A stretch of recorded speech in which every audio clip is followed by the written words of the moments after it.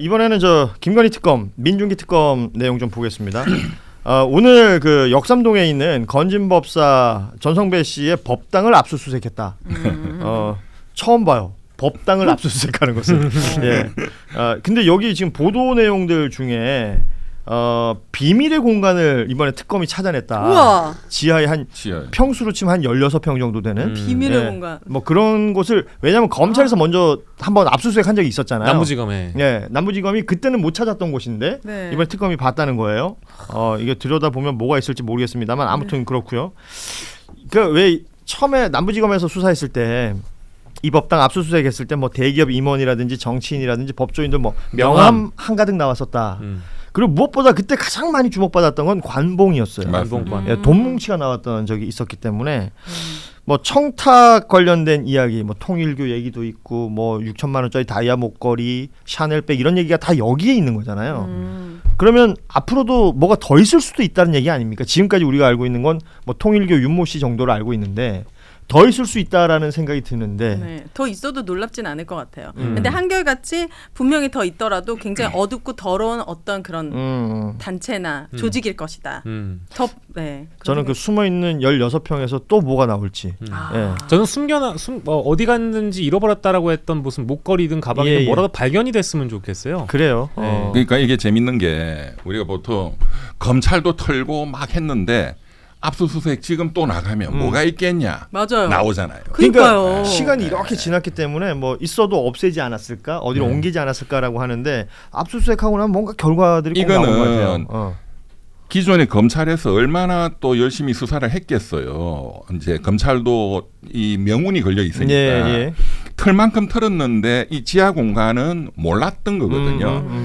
근데 누군가가 풀었던, 이제 가르쳐 준 거지. 그럴 수 있겠네. 예, 그러니까 특검이 치는 거예요.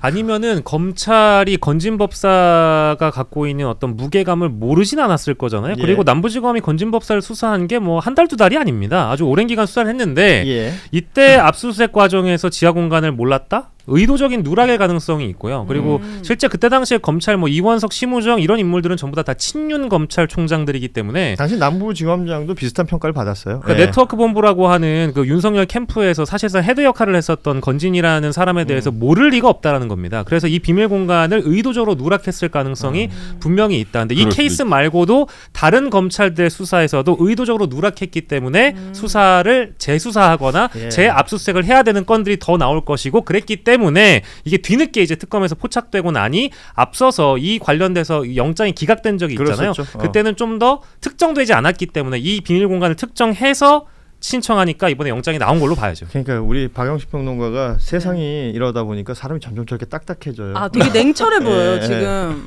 예전에는 뭐 이렇게 지나가다 왜 이렇게 팔꿈치 같은데 책장을 건드렸는데 문이 뭐가 찡 열린다든지 뭐 이런 상상을 할 수 있는 거잖아.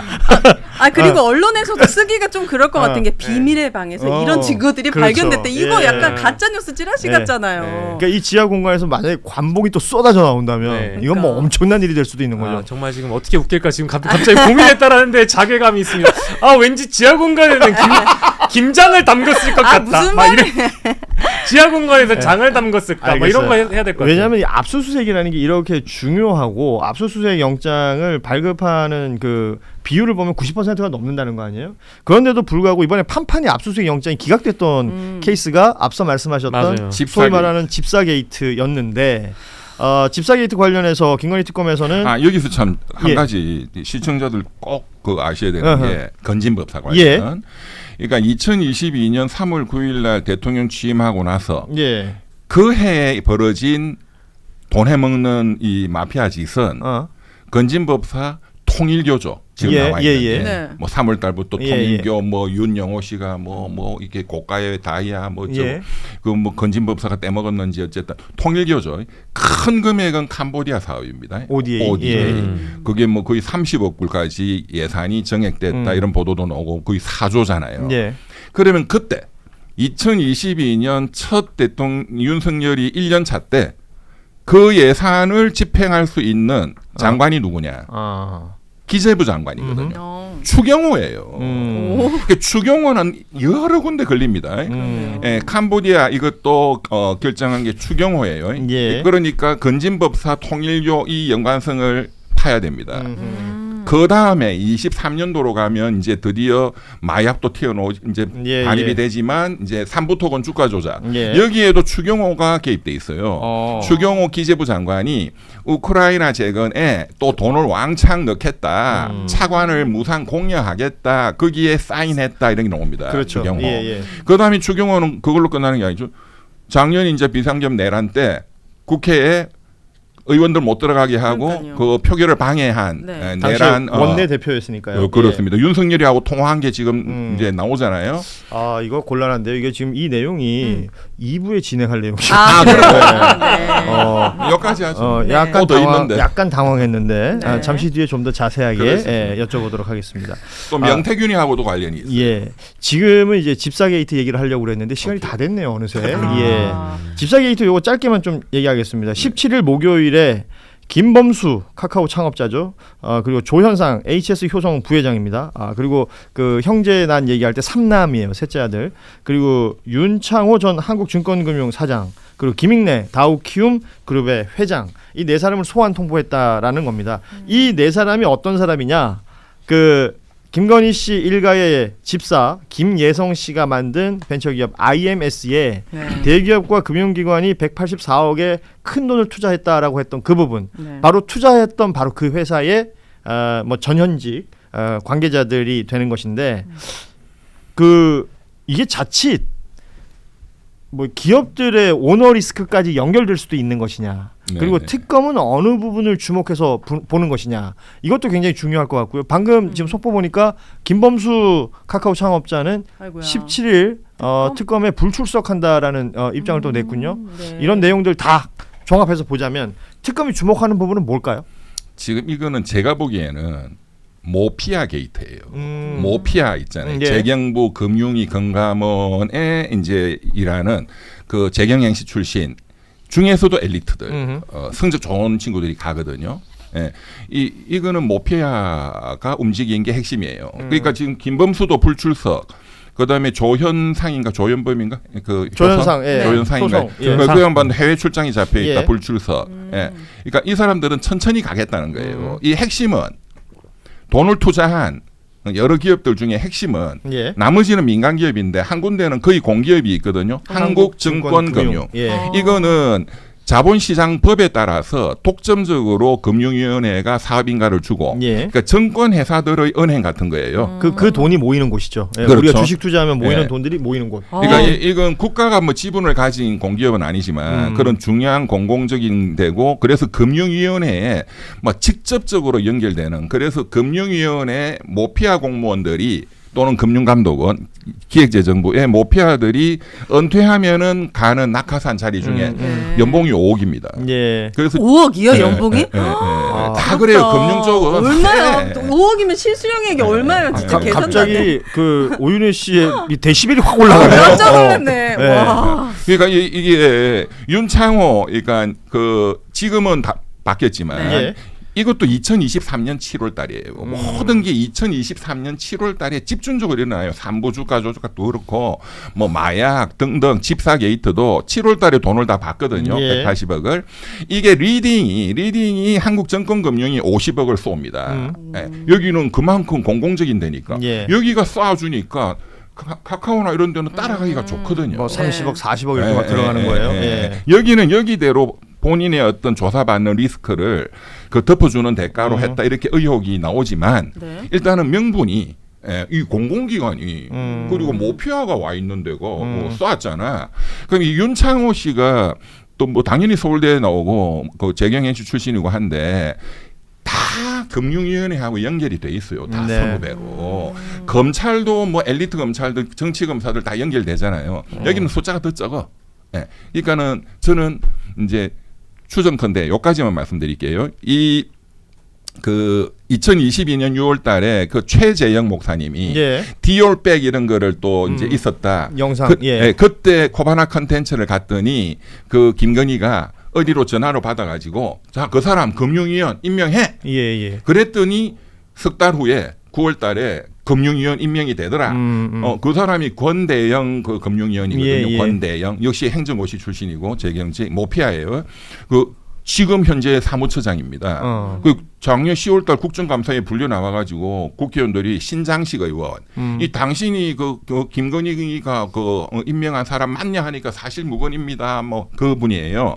그러니까 이제 그 사실과 연결을 하면 이렇게 정권을 잡으면 주요 권력기관 뭐 경찰, 검찰, 국정원, 국세청도 장악해야 되지만 금융위원회를 장악하는 게 가장 중요한 겁니다. 돈줄을 지는 거거든요. 네. 지금 그런 관점에서 이 리딩이 한국 정권 금융이고 얘가 이쪽에서 모피아가 돈을 쌓아줬다. 무슨 죄가 되는 건데 이 사람들이 처벌받으면 무슨 죄예요? 일단 배임이죠. 검토 안 하고 회사에 손해를 입혔다. 네. 그러니까 이 돈을 IMS에 투자함으로써 이 사람들이 얻는 이익이 없어요. 지금 회사 단위로 보면 그쵸. IMS는 자본 잠식 상태의 회사였던 것이고 그렇지. 이곳에 이렇게 거액을 투자했는데 나중에 보면 다 손해거든요. 네. 그러니까 이런 것들이 뭔가 대가성을 바라고 그렇죠. 뇌물의 형태로 줬던 것 아니겠느냐라는 그렇죠. 의혹을 특검에서 지금 보고 있다는 것까지 1부에서 정리하겠습니다. 네. 오늘 1부는 이렇게 마무리하겠습니다. 이병철 변호사께서는 이제 2부까지 좀 함께 해주시고요. 네. 박영식 평론가와 오윤혜 씨하고는 여기서 인사 나누겠습니다. 예, 두 분 고맙습니다. 감사합니다. 예. 자, 2부는 오늘 여의도 새신사 권태호 한겨레 논설실장과 신인규 변호사 각각 또 출연하시는데요. 모시고 앞서 얘기했던 뭐 인사청문회 얘기라든지 물론 이 특검 수사 관련된 이야기도 좀 더 자세히 나눠보도록 하겠습니다. 앞서 우리 이병철 변호사 얘기하시던 얘기 조금만 더 이어가 보자면 네. 이게 결국은 삼부 토건 주가 조작도 뭐 비슷한 타이밍이고 삼부 토건 관련해서도 지금 구속영장까지 청구하겠다라는 얘기가 나옵니다. 네네. 이때 나오는 사람들이 전현직 삼부의 회장들 그리고 실질적 뭐 지배구조 안에 이름이 등장한다는 웰바이오텍의 이기훈 부회장 뭐 이런 사람들까지 다 이름이 지금 나오고 있어요. 결국은 구속영장이 나오느냐 마느냐가 중요할 것 같은데 이건 그렇죠. 나올까요? 그럼 100% 나옵니다. 100%다? 이미 지금 이 사람들은 거물급으로 가기 전 단계거든요. 그러니까 실제로 플레이를 한 여기를 확보를 해야 그렇죠. 그 위로 올라갈 수 있다. 원희용으로 갈 수가 있죠. 좋습니다. 예. 관련된 이야기 잠시 좀 나눠보도록 하고 자 2부에 출연해주신 두 분 우리 권태호 실장님 나오셨습니다. 안녕하세요. 네, 안녕하세요. 예. 자 그리고 신인규 변호사 함께합니다. 어서 오십시오. 네, 안녕하세요. 신인규입니다. 자 우리 신인규 변호사한테는 앞서 우리 이병철 변호사한테도 여쭤봤지만 강제 구인 방법 없습니까? 뭐 글쎄요, 아직까지 지금 구치소장이 어떤 결단을 내리지 못하고 있는 걸로 보여지는데 저는 이제 특검이 상당히 좀 강한 의지를 지금 갖고 있는 걸로는 보입니다. 그래서 저는 뭐 조금 더 오늘 안 된다고 하더라도 저는 특검에서 조금 더 국민적 여론을 좀 바탕으로 해서 저는 윤석열 씨에 대한 강제 구인 저는 반드시 해야 된다고 보고 또 저는 할 것으로 좀 그렇게 예상해 봅니다. 이게 뭐 법적인 내용들은 이해가 돼요. 자꾸 듣다 보니까 뭐 인권 문제도 있고 그리고 수용자 입장에서 본인의 권리일 수도 있는 거잖아요. 뭐 나 진술 안 하겠다, 나가지 않겠다 등등도. 그런데 국민들에게 보여지는 모습이 있잖아요. 이거 법이 아직도 저 사람 앞에서는 좀 무력하구나 이런 생각을 하면 국민들 입장에서는 이걸 받아들이기가 쉽지 않을 것 같거든요. 권태호 실장께서는 어떻게 보시는지요? 이게 지금 윤 전 대통령은 지금 뭐 그런 거 신경 안 쓰는 거죠.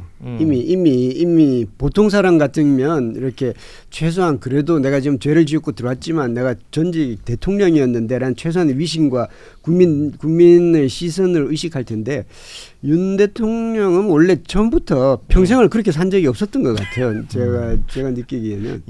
그래서 지금도 뭐 그런 보통 사람들은 체면이라든지 이런 걸 다 의식하거든요. 그게.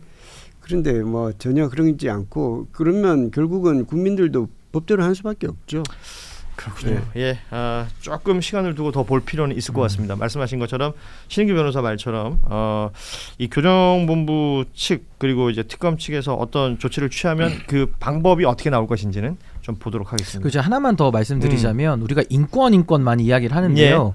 인권을 최우선에 놓으면은요 누구도 체포 못하고 누구한테도 사실상 물리력을 행사할 수가 없는 건데 우리가 지나가다가 강도가 있으면 현행범 체포도 하거든요.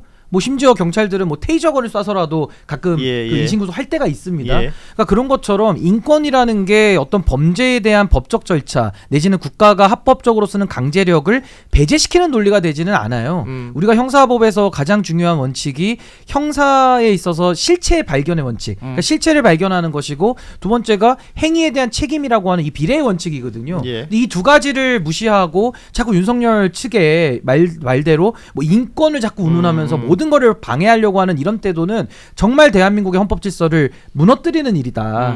저는 그건 좀 구별해서 봐야 된다고 봅니다. 이게 윤석열 측의 대응이라는 게 계속 그렇잖아요. 기존에 수사 받을 때도 그랬고 뭐 특검 들어서기 전부터도 그러니까 이 사람들이 법을 너무 잘 아니까 자신이 저지른 행위에 대해서 얘기하는 게 아니라 그 뭐 재판하는 절차나 뭐 탄핵 심판가는 절차나 공수처가 수사권이 있냐 없냐 이런 거 가지고 시비 걸어서 빠져나가는 것처럼 보이니까 더 조심스러워진다라는 느낌도 들거든요. 이런 것들은 좀 걷어낼 필요가 있는 거겠어요. 그러니까 이제 사실상 우리가 정해놓은 형사사법 질서 체계가 있는데 그 체계에 대해 가지고 하나하나를 다 문제 삼는 식으로 해가지고 지금까지도 절차 지연도 많이 시켰어요.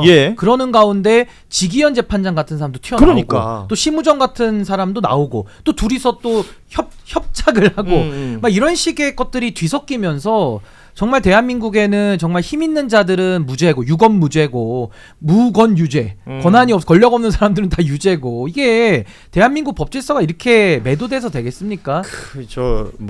저희 뉴스다이브 출연하시는 분들 중에서도 뭐 조선 시대로 치면 이 내란죄라는 것은 대역죄 아니냐. 국가 반역죄죠. 그 우리 저 사극 드라마 같은 거 봐도 뭐 그때 엄청난 위세를 떨쳤던 뭐 왕자가 됐건 아니면 영의정이 됐건 이런 사람들이 대역죄 저지르고 끌려나갈 때 국민들이 돌멩이 던지지 않아요? 그러니까 이 내란죄라는 어찌됐건 형사법상 가장 중한 형벌을 줄 수 있는 죄를 저지른 사람이 너무 많은 것을 자기 권리를 얘기하고 있다는 거. 뭔가 국민들은 공감하기 힘들다. 이 상황이 지금 이어지고 있다는 부분. 그런데 국민들이 그 너무 막 답답해하고 막 분통이 터지고 이런 그 심정이잖아요. 어떻게 저런 인간한테 이렇게 대접을 해줄 수밖에 없냐. 그런데 그 법원으로 가면 지기현이 같은 판사가 이제 문제인데 지기현이는 이제 교체를 하는 또 방안을 강구를 해야 되고, 그러니까 정상적인 판사한테 걸리면 이 수사받을 때 이런 짓 하면 형량이 훨씬 높게 나와요. 그 이번에 구속영장도 그 우리 저 남세진 부장이 발부를 했잖아요. 남 부장 같은 스타일의 판사한테 걸리면 징역 10년 때릴 거 20년 때려버려요. 그러니까 본인한테 좋은 게 아니에요. 그렇겠죠. 그런데 본인 이제 폼 잡는 거, 이제 평생 그게 딱 이렇게 몸에 있고 이거를 이 사람은 던지는 순간 지 목숨이 끝난다고 생각하거든요. 그러니까 그냥 개기는 거야. 뭐 계산 없어요. 그 사람 머리가 좋습니까? 뭘 합니까? 그냥 막 사는 거예요.